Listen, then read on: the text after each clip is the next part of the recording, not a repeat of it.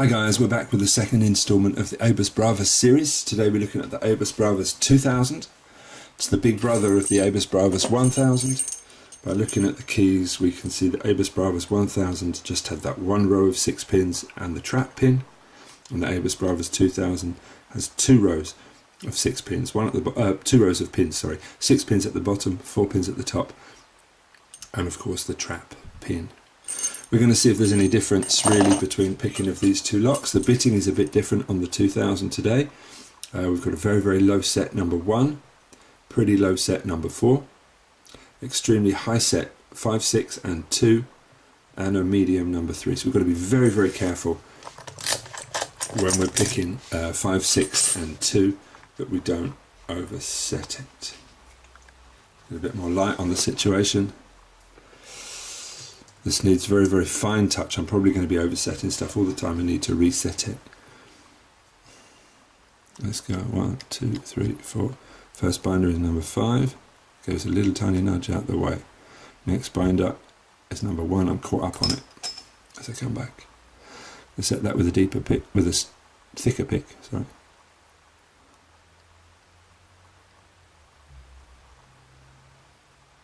Or at least try. There we go. I'm go back in with my fine pick, crank up the tension. Number 2, no, number 3, yes.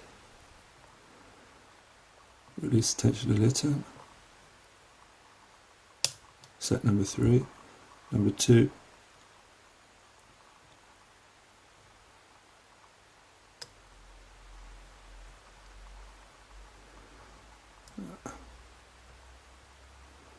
I think we've got number 2. Nothing seems to be binding now. Let's go upstairs. We're going to click on back number 4. I think we're caught up on a pin at the top here. I think we're caught up on number 2 at the top. Maybe that did the job.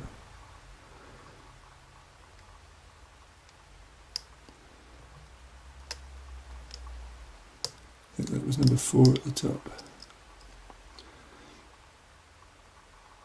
Alright, so let's check. Number 1 seems okay. Number 2 seems okay. Number 3, I can't feel it anymore. Number 4 is not binding. 5 and 6 feel it overset. I think I've overset something. I think it's pin number 2. Let off a bit of tension. Number 2 sprang up again.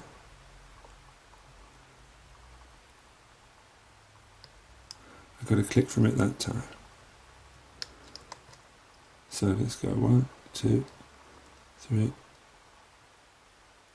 nothing, 4, 5, 6. Give me a little nudge out the way. Let's go upstairs.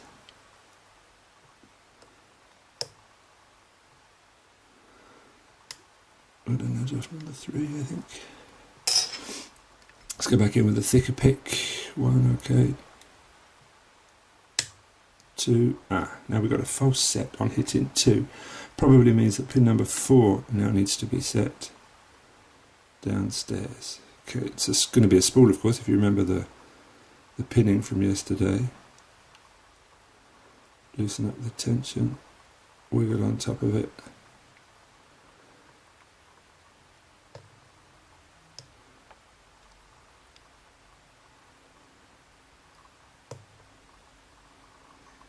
Counter rotation, and the lock is open. So, not really convinced that those upper pins actually came into play there.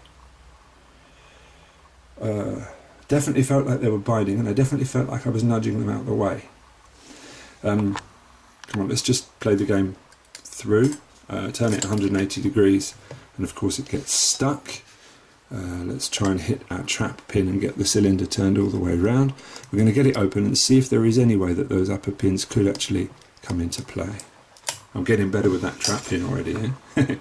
Alright, so let's get this open and see if those upper pins really do seem to be active pins or if they're just passive. I really hope they're not just passive pins.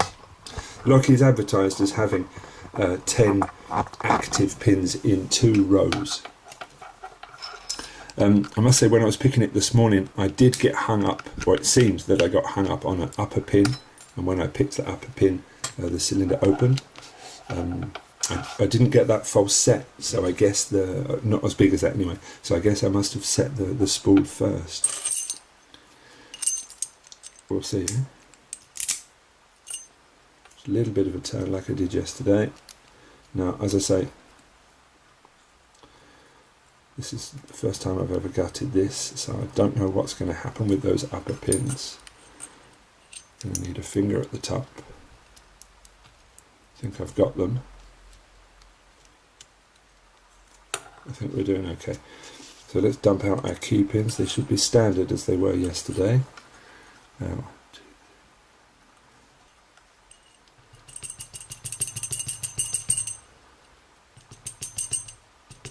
don't want to come out as yesterday's didn't either.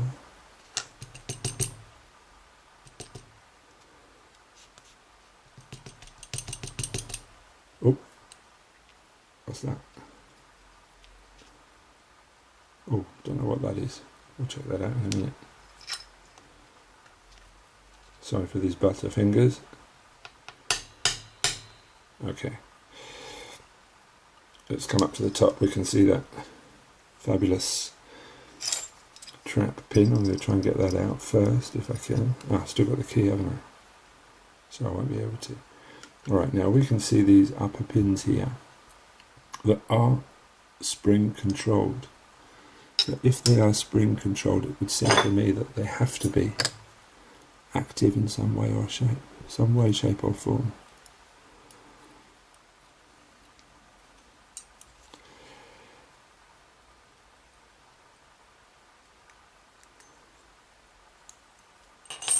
Pulling the key in and out doesn't seem to have any effect on that.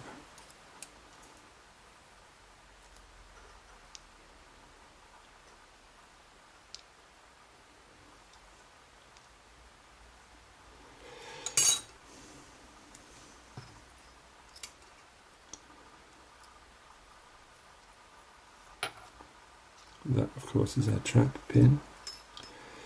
Let's check what else is going on.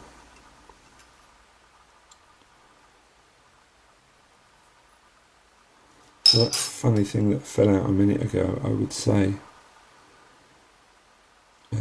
probably lives in one of these holes in the side here. Yeah, I'd say it lives in one of these holes in the side here, which are for the side pins on the ABUS Bravus 3000. Okay. Just get the drivers out, and then we're going to try and see if we can do something with those upper pins. It's going to be the same pinning as yesterday, right? We're betting on this, aren't we? Got a standard in 1.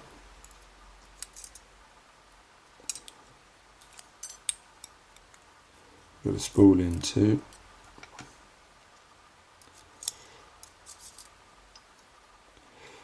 We've got a standard in 3.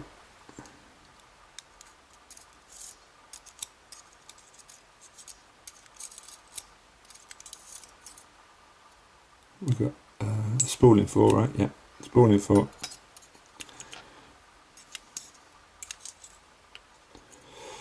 And then the 2 barrels in 5 and 6. Same pinning as yesterday, of course, as with all of the Pfaffenheims, it seems. Someone pointed that out a little while ago, that their Pfaffenheim had the same pinning as mine. I went back through all of my videos of all the Pfaffenheim locks I've picked, and effectively they were all the same. Alright, so this key has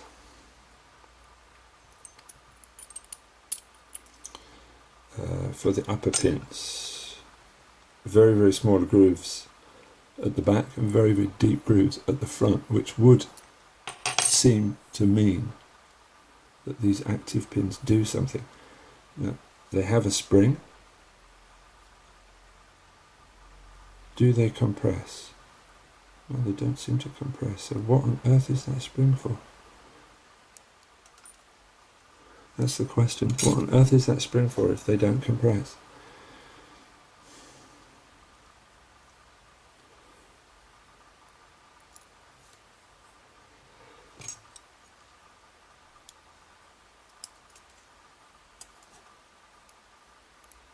Answers on a postcard, please.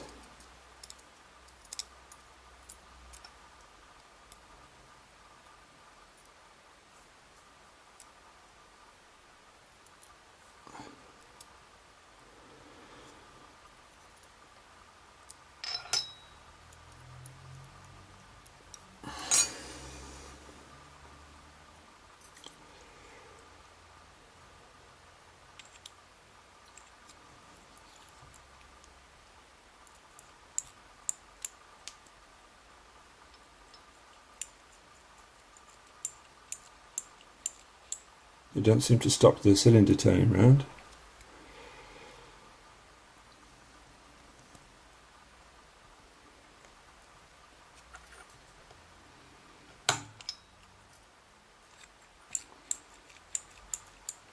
At all.